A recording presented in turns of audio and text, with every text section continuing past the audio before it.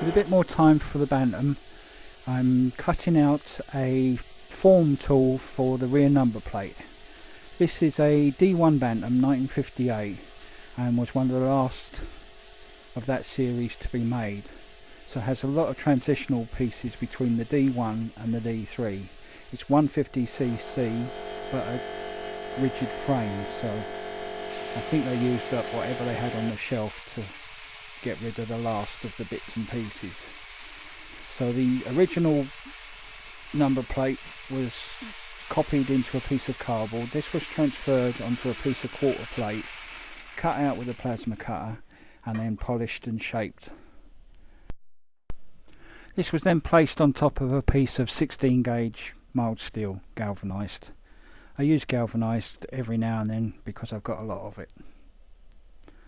I'm drawing a line here about 3/8 to half an inch larger than the actual number plate required. This is so I can fold an edge back over the steel and give it the rigidity that it had originally. You don't have to be super accurate cutting out this because, as I say, it's going to be folded over and all the hammering and beating that you do on the metal tends to stretch it, so you're going to have to clean it back anyway. So just stay close to the line and get it, well, I suppose it's good practice, stay nice and neat to the line and cut it out.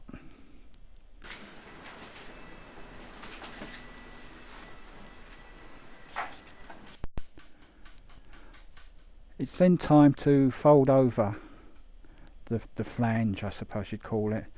I tend to do north, south, east and west just to locate the sheet metal on the form tool.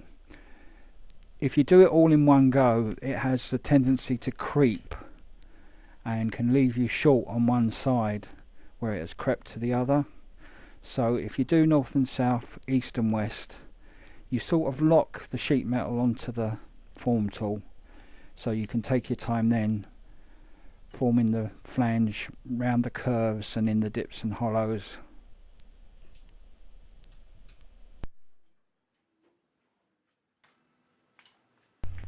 The other thing here is that I'm using a block to support the sheet metal while I form it, rather than cut out another plate the same as the one that I'm forming the metal around.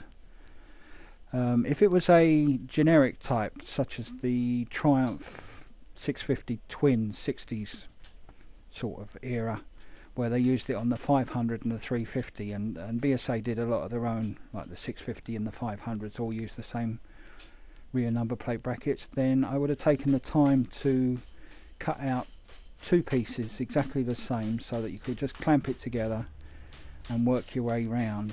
But this is going to be a one-off. I can't imagine making another one.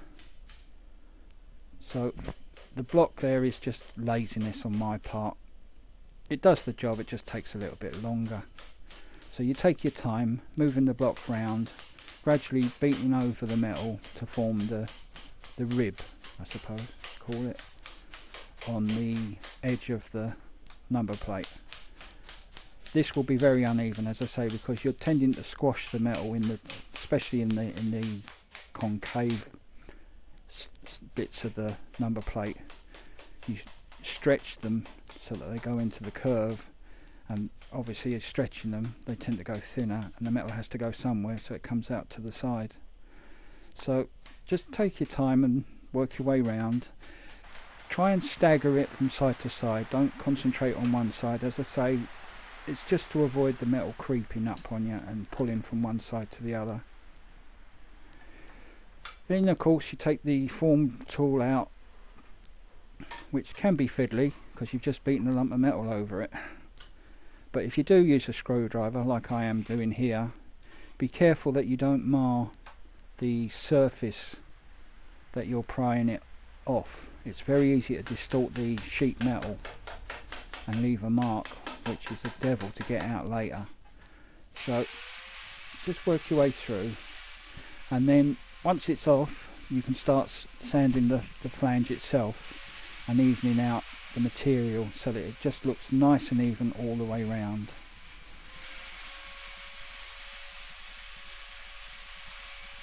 I use a flap disc in the angle grinder and it doesn't take long. You can nearly do it by eye. In this case it's going to be about 1/8 to 3/16 of an inch all the way round. Here you can see it's 3/16 from the original metal. Doesn't need a lot. Once you've cut the surplus off, I tend to put it back on and just tighten everything up. With all the surplus out of the way, it's very easy to get a nice neat edge, nicely rolled.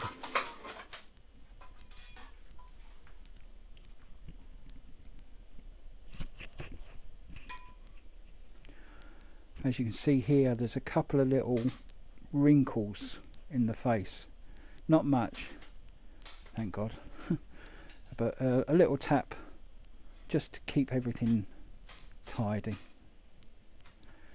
The top bracket was made in exactly the same way, a cardboard template transferred onto a piece of galvanised 16 gauge and then tidied up with the angle grinder. This is a little bit oversized at the tang end of it, shall we say. It's so you can clean it up and even it out when the thing is all put together. But it's good practice to try and keep everything nice and even.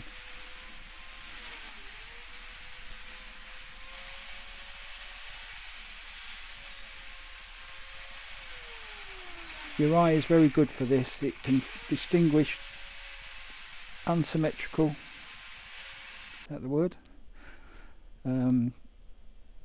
Profile very easily. Here I'm putting a rib down the centre, like a crown in the actual bracket. Again, it gives it strength. I should have done this in the metal folder, but being so close to the vise and everything to hand, I just used the vise to fold it. You'll see later on that it wasn't really defined enough, so I tightened it up a bit with a bolster.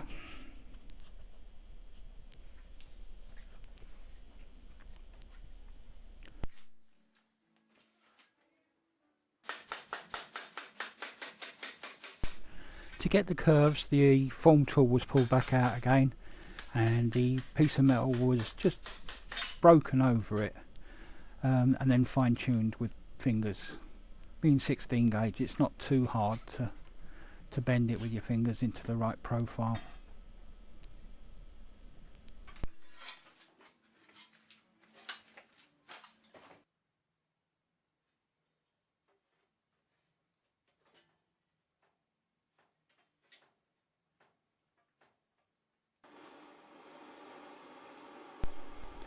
With the bracket formed to the right shape, it was then a simple case of brazing it onto the rear number plate.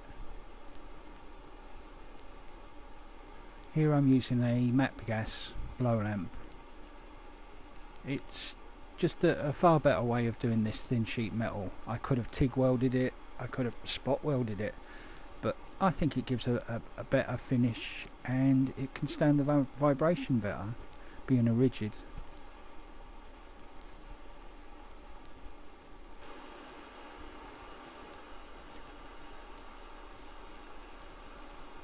Just gradually work the braze into the joint until you get right round to the corner, and then the whole thing is let cool. And again, at the very end, the oversized tang is now profiled down to the right size and shape. Pleasing to the eye is basically the way to go. When you're happy enough, that's it. But as I said, I wish I'd formed the crown in the bracket on the metal folder. It's just not quite pronounced enough.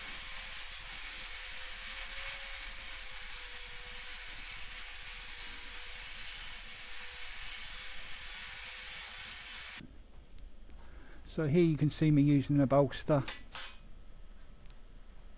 and the vise is ever so slightly apart, so I'm striking the the rib into the jaws, the gap in the jaws, and pronouncing the rib a bit more. It worked out okay in the end, so, but as I say, next time it'd be a lot easier if I use the folder. Anyway, there's the finished thing with the tail light just slung on it, and there's a picture of the top rib as well. And that's it for now. Thanks for watching.